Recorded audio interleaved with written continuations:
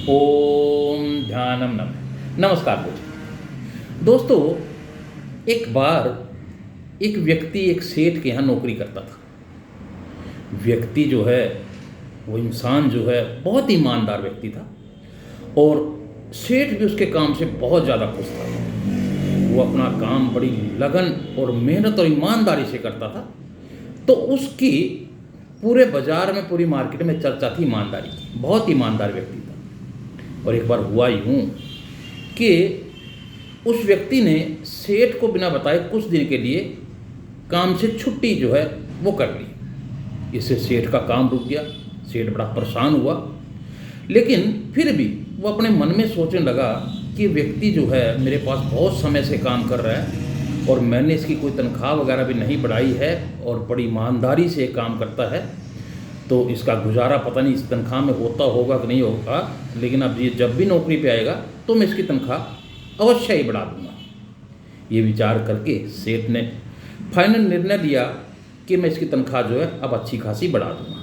कुछ दिन बाद जब वो व्यक्ति अपने काम पे लौटा तो 1 तारीख को सेठ ने उसे तनख्वाह के पैसे बढ़ा कर दिए। व्यक्ति ने जब पैसे गिने तो बिल्कुल चुप रहा, हैरान भी हुआ कि पैसे तो ज़्यादा है, लेकिन उसने कुछ ज़्यादा बातचीत नहीं की और वो पैसे अपने पास उसने रख लिए और लेके वो चला गया। और कई दिन तक फिर वो ईमानदारी से अपना काम करता रहा। और एक बार फिर यूँ हुआ कि उसने बिना बताए जो है दुकान से छुट्टी कर ली। अब सेठ को बड़ी परेशानी हुई और सेठ को गुस्सा भी बहुत आया कि भाई मैंने बहुत बड़ी गलती की कि इस आदमी की तनख्वाह बढ़ा के, तो अजीब आदमी है, ये बिना बताए इसने छुट्टी मार ली और मेरा सारा काम रुक गया। और उसने मन ही मन विचार किया कि जो बढ़े हुए पैसे तनख्वाह के मैंने दिए हैं इसको, अब की बार जब ये आएगा तो मैं वो कम करके इसको तनख्वाह दूंगा, यानी इसकी जो पहली तनख्वाह थी वही ठीक थी। ये निर्णय करके उसने फाइनल कर लिया कि मैं अब की बार जब भी वो व्यक्ति मेरी दुकान पर आएगा तो मैं इसकी तनख्वाह जो है अवश्य ही कम कर दूँगा। अब वो कुछ दिन बाद व्यक्ति फिर दुकान पे काम पे आ गया, तो अगली 1 तारीख को सेठ ने उसे तनख्वाह कम करके दी, यानी जो पहले तनख्वाह उसकी मिलती थी इतने ही पैसे दिए। लेकिन वो व्यक्ति जो है कुछ नहीं बोला, बिल्कुल चुप रहा और वो पैसे उसने अपनी जेब में रख दिए। अब सेठ से रहा नहीं गया।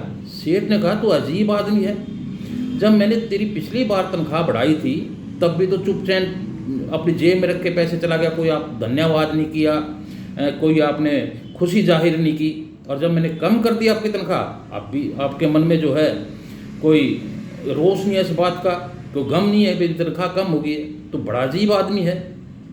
तो वो आदमी कहने लगा, व्यक्ति कहने लगा कि सेठ जी बात ये है, जब मैंने पिछली बार छुट्टी मारी थी उस वक्त जो है मेरे घर में एक बच्चे ने जन्म लिया था और मैंने सोचा कि परम पिता परमात्मा ने, उस ईश्वर ने ये उसके पालन पोषण के लिए जो उसका हिस्से का पैसा था वो मेरे पास भेज दिया है, तो मैं इसलिए कुछ ज़्यादा हैरान नहीं हुआ, ना परेशान हुआ, और मैंने पैसे चुपचाप रख दिए। और जब मैंने दोबारा छुट्टी मारी तब मेरी माता का निधन हो गया था और फिर आपने मेरी तनख्वाह कम करके दी, तो मैंने सोचा कि मेरी माता जो है अब इस दुनिया में नहीं है और वो अपने हिस्से का जो भी पैसा था, टका था या जो उसका खर्चा होता था वो अपने आप साथ लेकर वो चली गई है, इसलिए आपने मेरी तनख्वाह कम कर दी।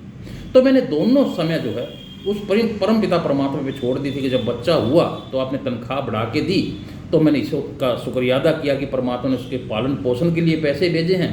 और जब मेरी माता यहाँ से चली गई तो आपने तनख्वाह कम कर दी, तो मैंने सोचा कि परम पिता परमात्मा ने, क्योंकि उसका खाना पाना अब यहाँ से बंद हो गया तो उसके हिस्से का पैसा तो आपने वो ईश्वर ने वो बंद कर दिया है, तो इसलिए मैं ज़्यादा इन बातों से हैरान नहीं हुआ।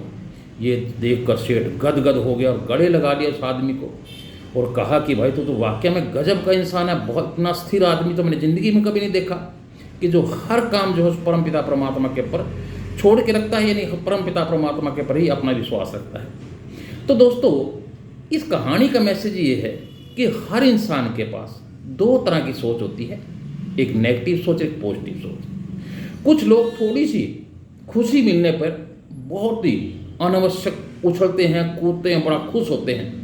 अगर कहीं नुकसान हो जाए और उसको लेकर सर पकड़ के बैठ जाते हैं, बड़े दुखी होते हैं। तो ऐसे इंसान जो है ज़िंदगी में कई बार फेल हो जाते हैं, यानी कहीं ना कहीं वो फंस जाते हैं।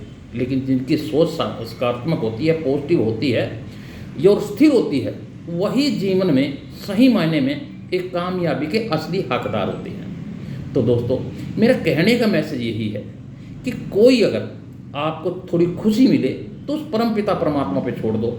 आप उसके लिए ज़्यादा घमंड ना करो, ज़्यादा उछल कूद ना करो, अनावश्यक किसी को परेशान ना करो, और ऐसा ना हो कि कोई व्यक्ति आपकी खुशी से किसी को दुख हो। तो इसलिए जो नेगेटिव और पॉजिटिव सोच वाले व्यक्ति इसका बैलेंस एक बना के रखते हैं, सही मायने वही व्यक्ति ही जीवन में कामयाब होते हैं। तो वो आप भी जो है हमेशा नेगेटिव और पॉजिटिव सोच के बीच एक ऐसा बैलेंस रखें, एक ऐसा लेवल रखें कि ना तो ज़्यादा खुशी और ना ज़्यादा गम, तभी कामयाबी जो है वो आपके इर्द गिर्द घूमेगी और आप हमेशा कामयाब रहेंगे। तो दोस्तों, वीडियो अच्छा लगे तो लाइक और शेयर जरूर करना। जो साथी पहली बार मेरे चैनल को देख रहे हैं, कृपया करके चैनल को सब्सक्राइब जरूर कर लें। खुद भी देखिएगा, अपने परिवार को भी दिखाइएगा। ओम ध्यानम नमः।